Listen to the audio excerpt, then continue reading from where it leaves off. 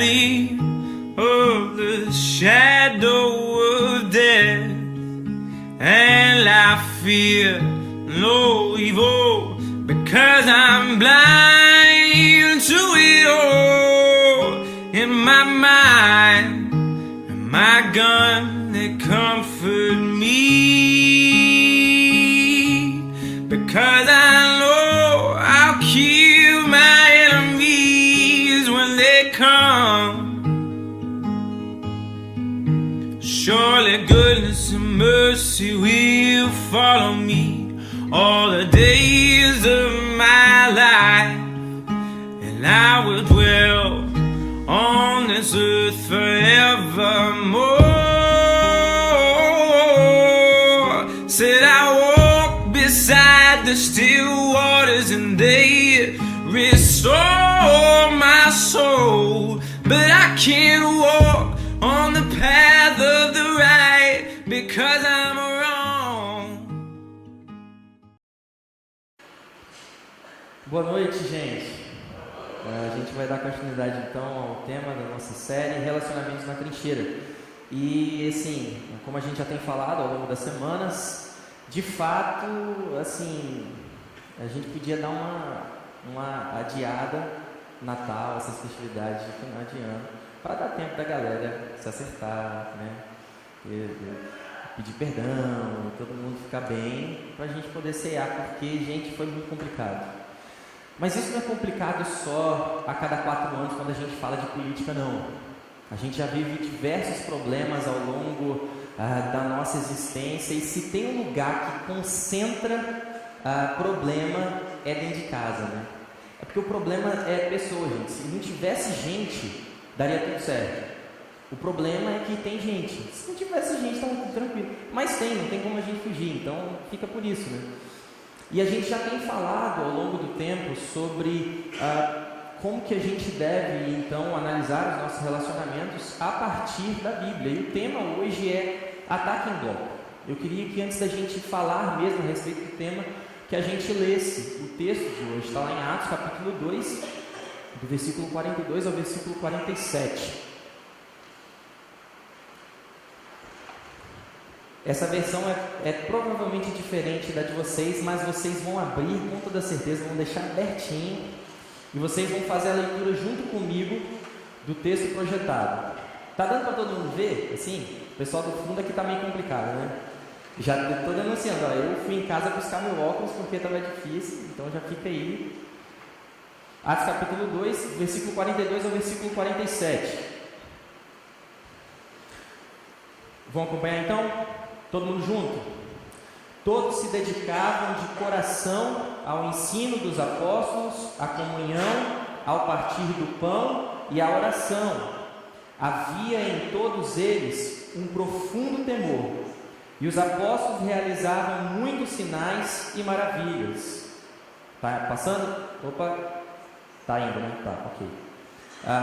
Os que criam se reuniam num só lugar e compartilhavam tudo que possuíam, vendiam propriedades e bens e repartiam o dinheiro com os necessitados, adoravam juntos no templo diariamente, reuniam-se nos lares para comer e partiam o pão com grande alegria e generosidade, sempre louvando a Deus e desfrutando a simpatia de todo o povo. E a cada dia o Senhor lhes acrescentava aqueles que iam sendo salvos. Vamos orar? Senhor, a Tua palavra é luz para o nosso caminho, a Tua palavra é vida ao nosso coração.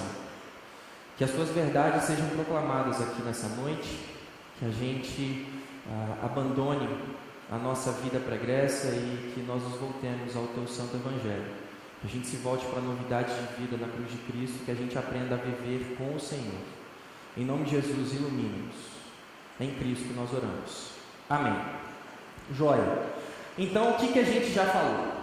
A gente começou, então, logo no iniciozinho da série, pedindo paz. Né? Importantíssimo.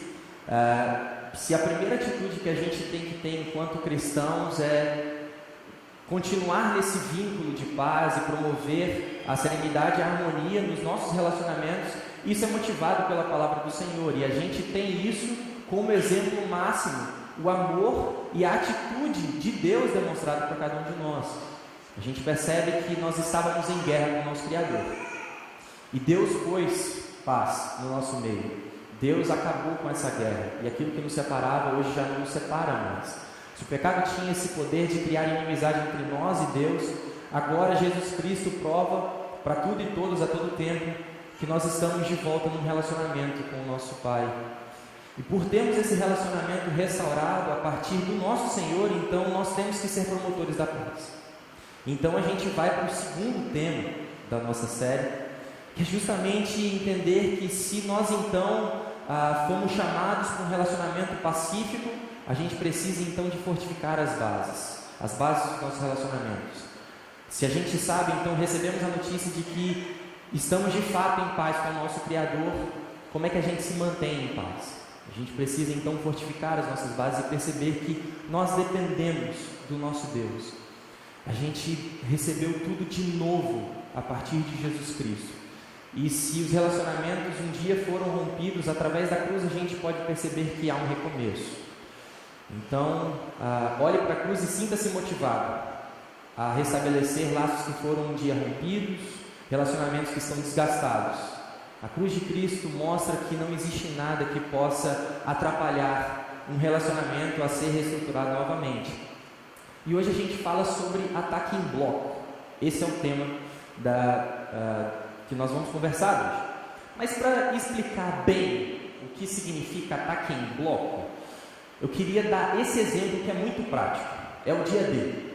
Quem sabe o que foi o dia D? Galera aí da história. Olha aí, pessoal. É porque é muito tempo sem estudar, gente. Eu reconheço. Eu tive que também fazer uma pesquisa. O dia D foi um marco no período da Segunda Guerra Mundial, em que os historiadores registram como o dia em que as forças da Alemanha nazista começaram a recuar. Receberam uma investida absurda do outro lado. E então, a partir daquele momento, o exército alemão não mais conseguiu progredir, conquistando territórios. Mas a partir dali, o exército foi cada vez diminuindo e regressando no seu território, até que, alguns meses depois, eles se rendessem. O interessante é que a ideia do ataque em bloco é concentrar todas as forças, todas as energias e todas as ferramentas num único ataque.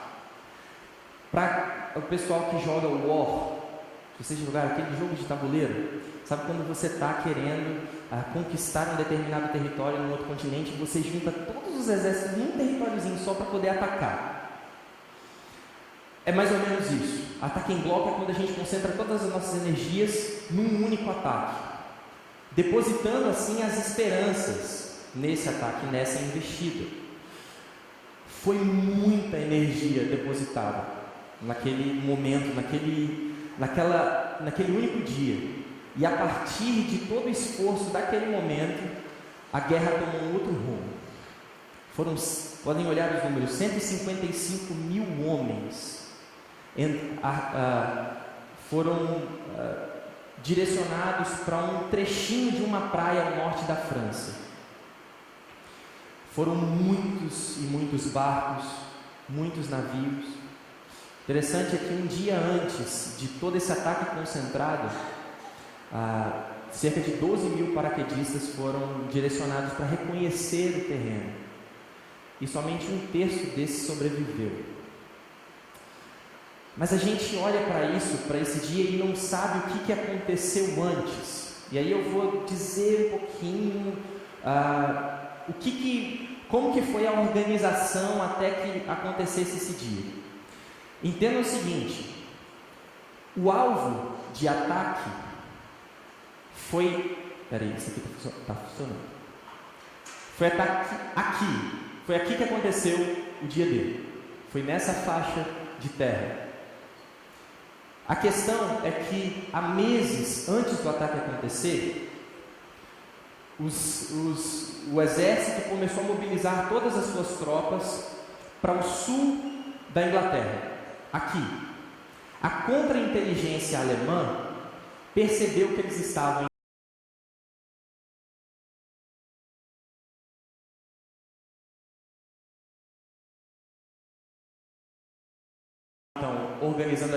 pensaram, eles vão fazer uma investida nessa área aqui, que é o Canal da Mancha. É a parte mais estreita e de mais fácil acesso para o território francês. A questão é que eles trabalharam de uma forma muito inteligente, porque eles colocavam informações falsas e os alemães iam pegando todas essas informações e achavam que o ataque de fato ia acontecer aqui, mas na real aconteceu aqui. E foi esse detalhe que promoveu o sucesso da investida dessa aliança, a aliança do exército americano, inglês e francês e outros aliados. Se eles não tivessem gastado tempo, preparado as suas tropas, analisado todas as possibilidades, ter assumido alguns riscos e saberem que eles iam perder algumas coisas, eles não teriam alcançado o resultado que eles alcançaram.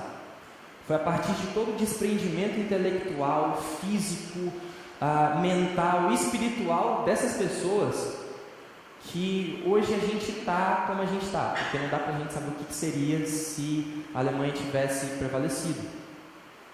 Ataque em bloco, então, é quando a gente passa um bom tempo analisando todas as possibilidades e pensa, tá, vou depositar todas as minhas fichas aqui.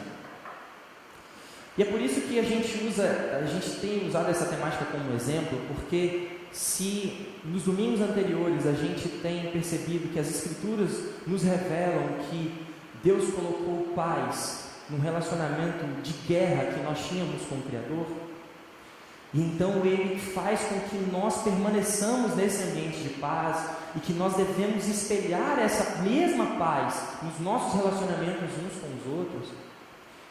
A gente precisa também agir, não só para que os nossos próprios ambientes continuem em paz, mas que a gente promova essa paz por onde a gente for, para que isso seja parte mesmo de uma missão, assim como nós somos encarados como um exército, e a gente é chamado para agir assim, como verdadeiros diplomatas, promovendo a paz por onde a gente for. E é por isso que esse tema ele é tão relevante. E esse primeiro ataque, essa investida, essa depositar de todas as fichas e todas as análises estratégicas, ela tem que ter um ataque certeiro em quem eu sou. A primeira coisa que a Escritura nos constrange a olhar é para nós mesmos e perceber que se tem uma coisa que precisa receber um bombardeio, é o nosso conceito de nós mesmos, que está distante da Escritura. O interessante é que esse texto ele tem a chave para essa perspectiva. Esse texto que nós lemos, ele dá um direcionamento incrível numa palavra muito simples, uma expressão muito simples. E se vocês olharem, talvez na Bíblia de vocês, com diversas versões, vocês vão ter logo no início do versículo 42, várias expressões. Eles se dedicavam de coração, perseveravam na doutrina, se dedicavam. Mas o interessante é que esse termo, a gente teve que traduzir essa palavra do grego por uma expressão, porque a gente não tem uma palavra que consiga exprimir com muita clareza. Porém, essas traduções, elas também não deixam muito claras o sentido real do texto original, porque a expressão que é a palavra que todas aquelas expressões se referem, é a palavra do grego do verbo ser. Então, o que o texto está querendo dizer não é simplesmente que eles se dedicavam de coração, ou que eles perseveravam, mas é que eles encarnavam. E quando a gente leu, eles encarnavam o quê? O ensino dos apóstolos, a comunhão, o partir do pão e a oração. Muito mais do que coisas que eles faziam. A oração, o partir do pão, a comunhão e a doutrina dos apóstolos fazia parte do DNA daqueles primeiros cristãos. Quando a gente olha esse texto, o contexto imediato anteriormente ao texto que nós lemos mostra uma conversão em massa. Gente que escutou a pregação de Pedro e se arrependeu. Gente que escutou a proclamação do Evangelho e percebeu que não existia vida distantes dessa palavra. E eles começaram a trilhar um relacionamento com Cristo. E esse era o modo de vida dessas pessoas. Eles entenderam que muito mais do que uma obrigação ou coisas a serem feitas para que eles fossem transformados, na verdade, o Espírito Santo de Deus constrange os seus a serem para fazerem e não fazerem para ser. A gente está muito atrelado a uma ideia de que os nossos hábitos vão transformar aquilo que está no interior. A gente fica pensando logo, final de ano, já fica assim, poxa, eu vou pisar na jaca nas comemorações, mas tudo bem, porque ano que vem eu vou ser super fitness. E aí a gente pensa, por que a gente faz essa lógica? Então, ok, eu vou já matricular na academia, aí tem a galera super empolgada que já paga o ano inteiro. E aí só serve para saber que o rombo foi grande. Porque assim, se puxarem um pouquinho a mim, essa consistência aí de ir para a academia não vai muito para frente. Mas não só numa coisa assim, supérflua. Mas a gente pensa, por exemplo, que se a gente vier todas as quintas-feiras, aí a gente vai ser mais espiritual do que a galera que está vindo aos domingos. A gente acha que se nós formos dizimistas fiéis, assim, se a gente não for chamado nem um pouquinho de atenção porque esqueceu um dízimo ou deixou de dar, é como se a gente estivesse conquistando um lugarzinho no céu. E então as coisas que eu faço me justificam. Mas quando nós olhamos para o entendimento dos primeiros discípulos de Jesus, a gente percebe que eles encarnaram a doutrina, eles encarnaram a comunhão, eles encarnaram o partir do pão e as orações, muito mais do que coisas que eles faziam, era parte do DNA deles, e é por isso que a gente é chamado. A Escritura, então, nós temos visto ao longo dessas semanas que a Escritura que é o primeiro paradigma. A forma como eles se dedicavam à doutrina mostra no versículo 43, havia em todos eles um profundo temor. Eles não olhavam para a Escritura simplesmente como conselhos escritos há muito tempo. E lembrem-se, quando o texto fala aqui de Escritura, não está falando dos Evangelhos. Porque o que havia registrado eram os textos antigos. Se a gente olhar todas as histórias do Antigo Testamento. Então, eles não enxergavam simplesmente a Escritura como os livros de sabedoria dos seus pais. Eles enxergavam como a autoridade do Deus que criou absolutamente todas as coisas. E que dizia ao coração deles que eles eram sacerdócio real, nação santa, povo de propriedade exclusiva de Deus. A palavra moldava o caráter deles. A palavra dizia o que eles eram, muito mais do que dizer o que eles deviam fazer. E era justamente por eles entenderem quem eles eram, que eles tinham uma motivação maior para fazerem o que eles deveriam fazer. E essa motivação para nós, discípulos de Jesus, ainda hoje. Nós somos motivados a fazer por quem nós somos feitos em Cristo Jesus. A gente não precisa fazer coisas para tentar conquistar o coração de Deus. Porque a gente já viu nos domingos passados que a gente não poderia fazer nada para aplacar a ira do nosso Deus, para fazer justiça diante do nosso Criador. Ele agiu com graça e misericórdia, ele agiu com um amor que a gente não é capaz de demonstrar. Mas ele fez assim para que a gente tivesse toda a motivação necessária, por vermos que Jesus Cristo, o Deus encarnado, o Criador de todas as coisas, é conhecido como servo sofredor, aquele que assumiu o dano, aquele que veio para pôr a paz, aquele que veio para receber um castigo que não era dele, aquele que veio agindo como pacificador. Então, a gente precisa ter muito cuidado. A gente precisa ter um temor profundo, assim como os nossos primeiros irmãos tiveram, porque a forma como nós enxergamos a Escritura é determinante para dizermos se nós somos de fato discípulos de Cristo ou não. Pastor Ricardo Agreste, pastor da comunidade presbiteriana Chácara Primavera, lá em Campinas, ele diz algo muito interessante. O que distingue um discípulo de Jesus de um mero seguidor da multidão é a forma como ele ouve e acolhe a palavra do Mestre. o que nos distingue enquanto discípulos de Jesus e simplesmente mais um aqui no banco é a forma como nós ouvimos e acatamos a palavra do nosso Senhor. Você pode ter, assim como nos outros domingos, uma postura até de, ok, sim, muito bonito, de fato, a gente tem que promover a paz. Paz é uma coisa muito boa, ninguém gosta de estar em guerra, né? Pois é, então a gente tem que promover um ambiente tranquilo e tal. Ou você pode fazer como os nossos irmãos registrados aqui no texto que nós lemos, e enxergar a palavra do Senhor não como meros conselhos, mas como um norte para a nossa vida, como a forma única de se viver, não como mais um caminho ou uma alternativa. Para cada um de nós que nos dizemos discípulos de Jesus, então a gente tem que ter uma postura muito radical. Ou a gente assume que as palavras do Senhor são palavras de verdade, ou a gente pode já tentar trilhar um outro caminho aí alternativo e pronto, bola para frente.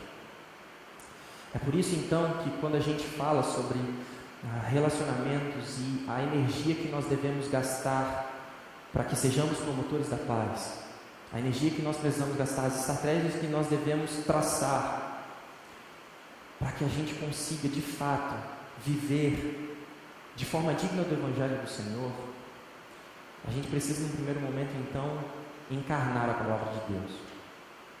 É a palavra do Senhor quem nos define.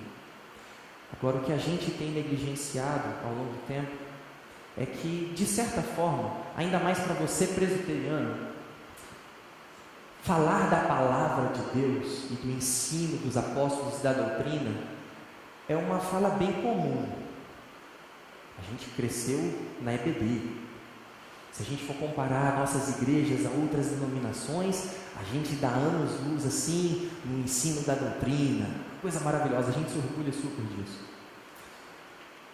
Mas quando a gente olha à luz desse texto, há um peso muito equivalente, há um peso muito igual entre aqueles que se dedicam e encarnam a palavra do Senhor com aqueles que também encarnam a comunhão, partir do pão e orações. É por isso que, se num primeiro momento a gente quiser prezar pelos nossos relacionamentos e quisermos de fato atacar a cultura que diz que os relacionamentos eles têm um caráter bem egoísta e bem narcisista, se a gente quiser agir completamente contrário ao que o mundo diz, então a gente tem que olhar para a Escritura como o paradigma que diz o que é de fato comunhão, o que é comunhão de verdade. E quando a gente olha para o texto que nós lemos, uma coisa que a gente pode perceber é que num relacionamento de comunhão verdadeira, uma coisa não pode faltar: tempo. Assim, eu cansei de dar umas desculpas, assim, de vamos lá em casa e tal, fazer não sei o quê. Aí a gente fala assim, não, pode, tá, eu vou ver. Não, pode deixar, depois eu te ligo pra gente combinar. Relacionamento de verdade demanda tempo. E demandar tempo significa a gente agir para que o encontro aconteça. Quando a gente fala de relacionamentos que demandam tempo, não existe nenhum relacionamento que seja forjado que não demande tempo. É mais ou menos assim: a gente se mata de trabalhar. E aí a gente tem uma rotina absurda, 40 horas por semana, aquele negócio louco, e o pessoal que trabalha de escala, e o pessoal que vai trabalhar embarcado e tem uma recompensa de ficar mais um tempo em casa, mas a gente vive num período em que ser workaholic, ser viciado no trabalho está cada vez mais comum. E a gente demanda um tempo absurdo para dar dinheiro para o nosso patrão. Porque qualquer brasileiro honesto percebe que a fatia grande não é para você. Ok. Mas o interessante é que a gente não utiliza, por exemplo, dessa mesma lógica de que a gente precisa empregar tempo para poder ganhar vida dentro de casa. Por exemplo, às vezes, por conta da nossa ausência enquanto pais, a gente diz algumas mentiras para nós mesmos para tentar justificar. Falar assim, eu fico pouco tempo com os meus filhos, mas o pouco tempo que eu fico é de muita qualidade. Né? Aí eu proponho você a jogar isso para o seu patrão. Chega segunda-feira e fala assim, olha, eu vou começar a vir segundas, quartas e sextas, mas eu prometo que os dias que eu vier vão ser de muita qualidade. Aí depois vocês me dizem aí como é que foi a resposta dele, sabe? Relacionamento demanda tempo. A gente precisa de estar presente. Ainda mais nos tempos de hoje, como essa palavra vem como um soco de estômago em mim. Porque eu me identifico como alguém da geração dos eletrônicos. E cada vez mais a gente está dependente desse aparelhinho aqui. E o negócio é tão ardiloso, porque aqui você pode fazer tudo. Você pode fazer tudo. Você na sua cama, você consegue resolver metade das coisas da sua rotina simplesmente pelo celular. E aí, você acaba valorizando mais coisas do que pessoas. Ou você acaba valorizando os relacionamentos puramente virtuais e se esquecem das pessoas que estão ao seu redor. E o tempo que você devia empregar para os seus de dentro de casa está sendo cada vez mais negligenciado. Relacionamentos só são solidificados e fortificados se a gente investir tempo. É impossível a gente criar um relacionamento sólido, verdadeiro, sem a gente depositar tempo. Quando a gente olha para o texto, olha a forma como eles se relacionavam. Os que criam se reuniam num só lugar e compartilhavam tudo que possuíam, vendiam as suas propriedades, os bens e repartiam dinheiro com os necessitados, adoravam juntos no templo diariamente, reuniam-se nos lares para comer e partir o pão, e com grande alegria e generosidade eles faziam todas essas coisas. Eles estavam juntos. Não é a hashtag que a gente usa para falar no Facebook com alguém que a gente não vê tem 2 anos. O hashtag estamos juntos. É estar junto mesmo, fisicamente. É sentir o cheiro da pessoa. É saber se a pessoa tomou banho ou não. É porque está junto. A gente só sabe isso se estiver junto. Né? A gente precisa de gastar tempo. A gente precisa de promover os ambientes para que nós estejamos juntos de fato. E como é difícil, gente. Pensa, quantos de vocês, aí vocês podem responder, não é nenhuma pergunta de pegadinha nem nada, não vou. Quantos de vocês foram criados num ambiente, por exemplo, de uma comunidade cristã em que se reuniam em grupos familiares? Quantos de vocês? Célula. Fica mais fácil. Células e grupos familiares. Pois é. A palavra do Senhor, a partir do texto que a gente leu, mostra que parte do DNA daqueles que são discípulos de Jesus tem que ser a promoção da comunhão. E a gente está acostumado a se encontrar de domingo a domingo só. E a gente se esquece de que no restante da semana a gente continua sendo igreja. Os problemas continuam, na verdade, às vezes até se intensificam. E a gente é chamado para viver, de fato, exercitar a vida em comunidade. É a gente organizar a nossa agenda para que a gente esteja junto do outro. Tem um vídeo que eu acho muito legal, assim, que mostra na perspectiva de um pai o que significa estar junto. Eu queria que a gente prestasse atenção um pouquinho nesse vídeo.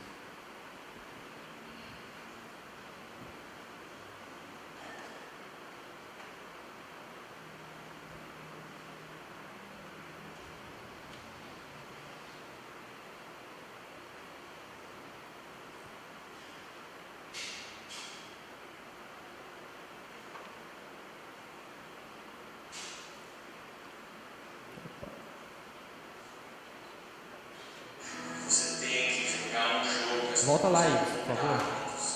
Quantas casas elas têm, ela tem que andar. Os anos são curtos e os dias são longos. É mais ou menos isso. Passa realmente muito rápido quando você vê tão grandes, mas os dias são tão longos. Quando você tem que dar de comer, você tem que jogar um jogo, você não sabe contar quantas casas elas têm, ela tem que andar. É tão difícil e demorado quando você tem que ir com as suas filhas no shopping. Você tem que fazer alguma coisa no shopping, e aí você bota as duas no banco de trás, as duas começam a dizer que querem comprar coisas, mas peraí, que é uns negócios tipo Beatles, você nem sabe o que é direito, mas tem que ir numa loja comprar. Ah, mas ela tá chorando, ela não queria ficar na cadeirinha, ela se acha que ela é grande demais, ela queria ficar igual o irmão mais velho, começa a chutar o seu plano, não quer usar cinto. No certo sentido, você até sente vontade de deixar sem cinto, fazer umas curvas bem fechadas, o que acontece? E aí vocês chegam no estacionamento do shopping, não acham vagas, você entra atrás, você tenta estacionar e finalmente você acha uma vaga bem longe, mas muito apertada, e você tem que sair, tem que tirar as filhas daquela fresta da porta do carro, e a primeira filha sai chorando, porque você falou que não vai comprar os Beatles, e a segunda filha sai chorando, porque ela quer bala e sorvete, e a primeira coisa que você vê é aqueles totens cheios de bala, essa filha mais nova, ela não consegue desgrudar da língua, então você compra um chiclete de R$16. E você consegue tirar ela dali, e cadê a outra filha? Você não sabe, você perdeu a sua outra filha. Você vai atrás e descobre que a filha está lá, na loja de Beatles, e quer comprar uma parada que custa tipo R$100 e não tem utilidade nenhuma, e você sabe que ela não vai brincar. Ela vai brincar por um segundo, e se você não comprar, ela vai chorar. E você convence ela de tudo isso e tira ela dali, e o que acontece? A segunda filha se perde. E aí você consegue achar a segunda filha, vai até a loja desse estado resolver alguma coisa, e as duas estão brigando e chorando, aí ela vai pagar o estacionamento do shopping, que é sempre um toque escondido. Você precisa pedir para segurança ou para alguém te ajudar como é que acha, para pagar o estacionamento.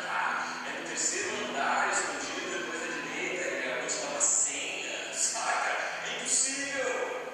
Os dois filhos no colo, gritando no seu ouvido, você não comprou as coisas caras no shopping, você paga o estacionamento e vai até o carro, você não quer sentar na cadeirinha, você insiste, ela chora, você põe o cinto, e a mais nova chora também porque você não comprou o que ela queria que você comprasse, você finalmente consegue sair do estacionamento do shopping e colocar aquele cartãozinho e sair do shopping e realmente, finalmente sentir aquele vento e abrir as janelas, o rádio está tocando uma canção nova e o vento bate na sua cara e o trânsito começa a fluir e as duas crianças ficam quietas ouvindo música calma.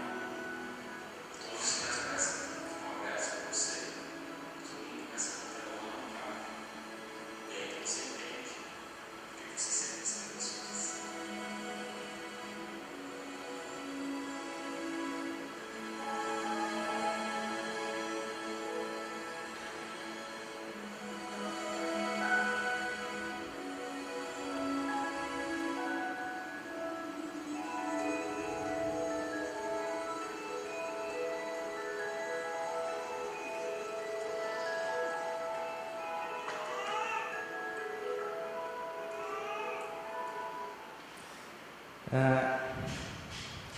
Relacionamento demanda tempo.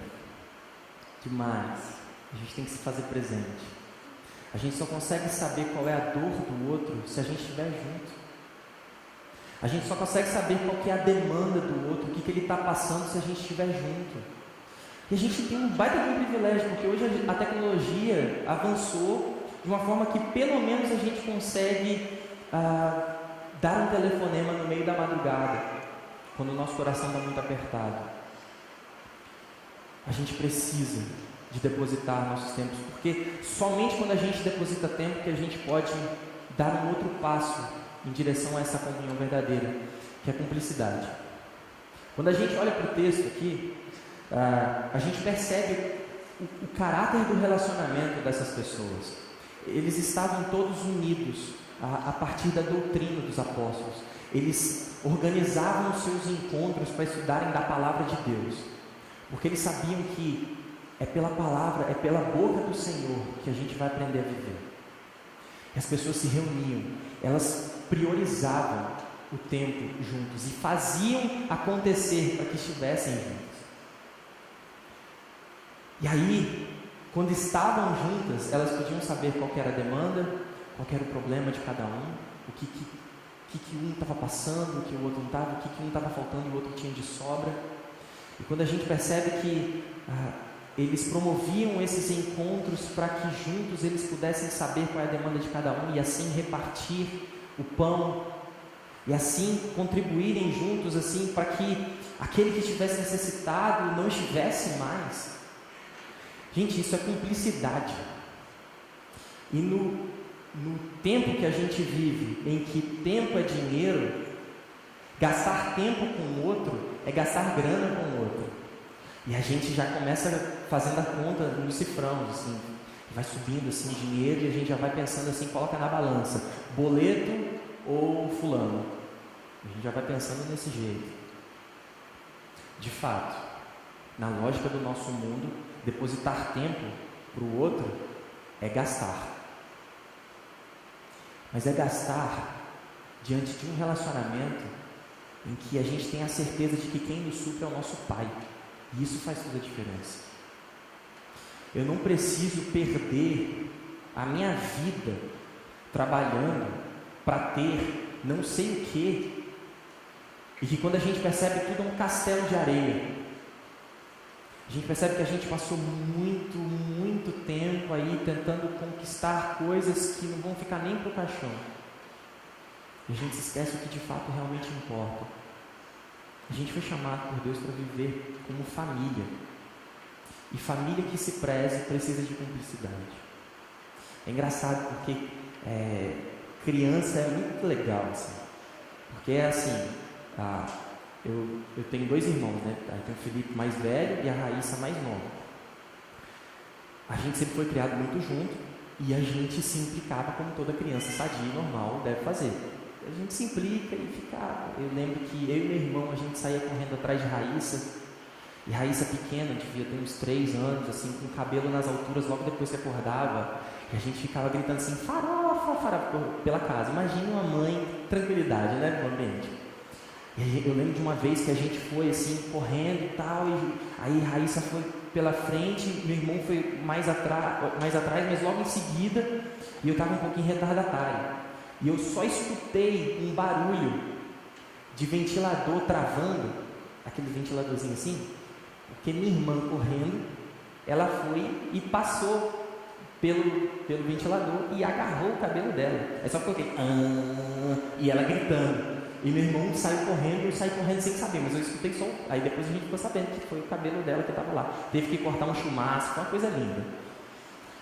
Mas o interessante é que assim, a gente se implicava, a gente fazia tudo, só que ninguém podia zoar minha irmã ou meu irmão. Quem tinha esse direito adquirido constitucional era eu. Ninguém pode zoar meu irmão. Ninguém pode zoar minha irmã, só eu. O interessante é que por a gente ser criado junto, por a gente estar ali sempre, você se engana de achar que o vínculo familiar se dá simplesmente pelo sangue. Porque a própria Escritura diz que existem amigos mais chegados que irmãos. Vínculo se dá pelo tempo que a gente gasta. E não só por um tempo, porque o que mostra que o tempo foi de qualidade é o nível de cumplicidade que nós temos uns com os outros. Não é simplesmente a gente estar junto, e aí a Juliana vai olhar para mim assim, não é simplesmente a gente estar junto assistindo um filme. Vale, tá? É muito legal, viu? Vale, tá? Não é simplesmente estar junto fazendo alguma coisa, mas é estar junto para o outro. É quando eu estou com Juliana e eu não estou mexendo no celular e assistindo televisão e mexendo no Cartola para saber como é que foi o resultado do jogo e com Melina no colo, mas eu chegar para ela e virar para ela e mostrar que eu estou gastando tempo com ela e que a gente está ali, cúmplice um do outro, porque é isso que faz a diferença. Tempo por tempo é melhor você se gastar com outra coisa aí, para ganhar dinheiro e tal, né? Mas tenha certeza de que o tempo que a gente gasta, ele não pode ser em vão e mal gasto. Cumplicidade. Esses nossos irmãos, eles estavam juntos a ponto de saber o que um estava passando, onde que estava faltando no outro e onde o outro tinha de sobra. E eles tinham mais cumplicidade ao ponto de enxergarem todas as coisas como de todo mundo. O que leva a um outro ponto da comunhão verdadeira, porque tem a ver também com entrega. Eles adoravam juntos no templo diariamente, reuniam-se nos lares para comer e partiam o pão com grande alegria e generosidade, sempre louvando a Deus e desfrutando a simpatia de todo o povo. Primeiro eles se entregaram a Deus, foi a primeira atitude deles. O relacionamento deles nitidamente era uma entrega ao Senhor. Eles abandonaram as suas vidas e aprenderam a viver com o Senhor. Mas a forma como eles provavam a entrega deles para Deus era o quanto eles se entregavam uns pelos outros. Aqui não é simplesmente uma troca, porque isso é muito saudável. Num ambiente de comunidade em que eu sou um plantador de batatas exímio, minhas batatas são maravilhosas, mas eu estou com uma vontade de comer um rabanete, e a Eula é mestra nos rabanetes. E aí a gente troca, isso é maravilhoso, porque eu fui na horta dela e ela faz essa parada maneira, e a gente foi e trocou, e isso é ótimo, é saber o que eu tenho, saber o que o outro tem, a gente considera tudo nosso e vamos lá, é o juntar panela. Gente, domingo é dia de juntar panela, mas não é de ficar muito tempo na casa do outro, porque domingo também é o dia da dormida, né? Então assim, vamos no almoço, come, dorme e vem todo mundo feliz assim pro domingo à noite, isso é maravilhoso. Agora, entrega. Um relacionamento de verdade, ele é nutrido quando a gente percebe que o outro não tem mais o que dar. Mas a gente valoriza tanto o relacionamento que a gente vai dar, enquanto for necessário. Um relacionamento de verdade está pronto a assumir o dano.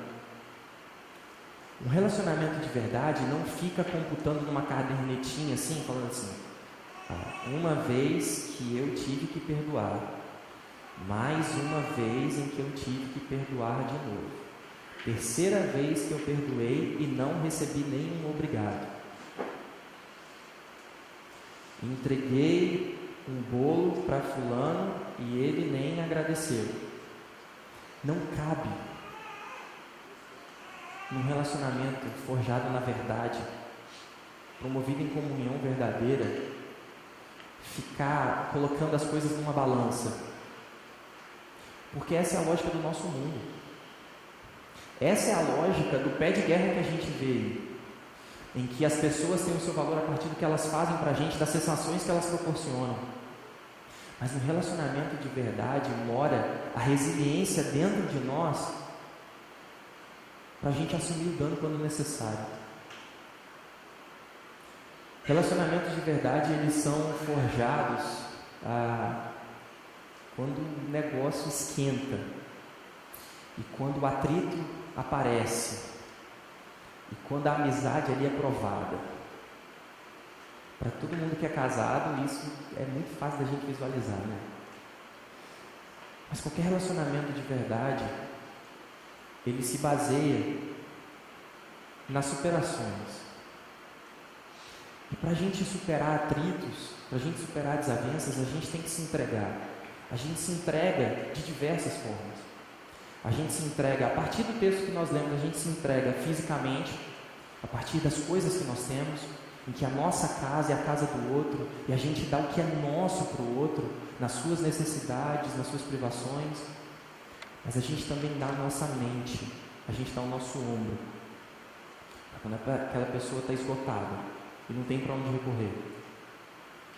E a gente ataca. Essa que é a beleza. Essa que é a beleza do Evangelho. Porque uma atitude dessas é um ataque ferrenho à lógica do tempo que a gente vive. Eu pelo menos escutei já diversas vezes na minha vida, em que num relacionamento onde só me traz demanda, em relacionamentos onde eu não estou me sentindo satisfeito, eu tenho o direito de sair fora. E a forma mais comum que a gente tem percebido isso são em relações matrimoniais que simplesmente por uma incompatibilidade de temperamentos as coisas não vão para frente. Gente, assim, pessoas são diferentes de pessoas. Nós somos diferentes iguais a todo mundo, mas todo mundo é diferente. E graças a Deus, porque eu não conseguiria conviver comigo mesmo. Nossa, isso é difícil de conviver, tá? Mas graças a Deus por isso, porque nas diferenças a gente cresce. E são nos relacionamentos de verdade, onde a gente já depositou tempo, onde a gente criou cumplicidade, é que a prova de fogo é quando a gente vai entregar sem receber nada em troca. Porque foi exatamente assim que o nosso Deus agiu por nós. Deus agiu em amor, a gente não podia dar absolutamente nada. Não existe nada que convença o coração de Deus para estabelecer um relacionamento com a gente. É porque Ele resolveu agir em nosso favor, porque Ele amou. E aí entra também uma outra coisa que precisa ser confrontada dentro das nossas mentes. Amor não é sentimento. Amor não é sentimento. Amor não é o calafrio que você sente na barriga. Amor não é o arrepio que você sente no braço quando você vê a pessoa. Amor é decisão. Amor é cumplicidade. Amor é quando a gente se entrega em tudo. É quando a gente gasta tempo. Amor é atitude. E a gente percebe a maior atitude de amor que poderia ser demonstrada em toda a humanidade quando a gente olha para a cruz. Aquele foi o maior ato de amor. Muito mais do que qualquer ato de amor que eu poderia demonstrar para minha filha. Vocês poderiam demonstrar para qualquer um. Olha, a cruz é o grande ato de entrega, de cumplicidade, de demanda de tempo, para que a gente experimentasse comunhão de verdade nos nossos relacionamentos, para que a gente aprendesse com o nosso Deus. João, Evangelho de João, capítulo 13, versículo 35, diz algo que a gente se esquece. Se o amor uns pelos outros provará ao mundo que são meus discípulos. E essas são palavras do nosso Senhor Jesus.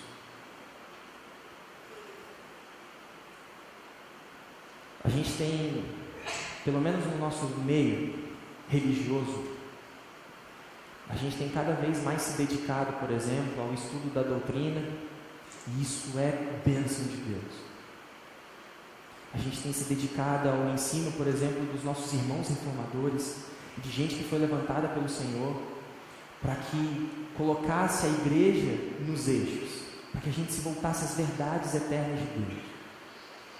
Mas a gente se esquece de que a marca que nos identifica enquanto discípulos de Jesus não é a nossa capacidade de saber todos os pontos do catecismo do Westminster. Não é a nossa capacidade de citar de cor frases de Francis Schaeffer. Não é a nossa capacidade em saber o que foi Calvino lá para Genebra. O que identifica a gente enquanto discípulo de Jesus é a nossa capacidade de demonstrar amor uns pelos outros. O que identifica a gente como discípulo de Jesus não é a nossa fachada renovada. Não é as pessoas passarem por aqui e verem assim, poxa, essa igreja está sempre lotada, mas esses caras são maneiros. Não é porque eles conversam com os pastores da igreja e veem assim, aquele pastor é sério e tal. Que interessante. O que identifica a gente enquanto discípulo de Jesus é quando alguém entrar aqui e perceber amor aqui no meio. E amor é atitude. Amor é cumplicidade. Amor é uma demonstração de comunhão verdadeira a partir da palavra do Senhor. A gente de fato deve perseverar na palavra de Deus, porque é a palavra que nos motiva a agir dessa forma. Mas a gente não pode esquecer de que parte do nosso DNA, daqueles que se dizem discípulos de Jesus, mora na comunhão de verdade, no quanto a gente promove essa agenda no nosso meio. O quanto de tempo a gente gasta para estar uns com os outros e saber as lutas, os problemas, as necessidades, as alegrias, as tristezas, tudo um do outro. É quando a gente cresce em cumplicidade. É quando os laços eles são mais estreitos do que laços sanguíneos. E a gente está pronto a se entregar um pelo outro. Porque assim o nosso Senhor fez por cada um de nós. Que a gente aprenda, meus irmãos, a confiar em Deus e saber que Ele já nos deu tudo. O nosso Pai, Ele nos amou profundamente. Ele estabeleceu um vínculo inquebrável para que a gente viva espelhando esse mesmo vínculo. Para a gente refletir então, ao longo dessa semana, quanto tempo você tem depositado na vida das pessoas? O quanto que o outro tem feito parte da sua agenda? O quanto que você tem moldado o seu dia a dia para receber o outro na sua casa? O quanto que você tem gastado de tempo na vida do outro? Cumplicidade somente se alcança na sinceridade. A cumplicidade verdadeira só se alcança quando a gente se entrega de verdade, quando a gente está junto. Quando a gente conhece a dor do outro, quando a gente passa pelas dificuldades um do outro, quando na angústia a gente é provado e a amizade vai crescendo e vai amadurecendo. E a gente pode compartilhar de tudo e saber que a gente está junto. Em terceiro, o quão disposto você está a receber o dano pelo outro? O quão disposto nós estamos para receber alguém que não pode oferecer nada, mas que o que está na nossa mente, no nosso coração, é a certeza de que já recebemos tudo em Cristo Jesus.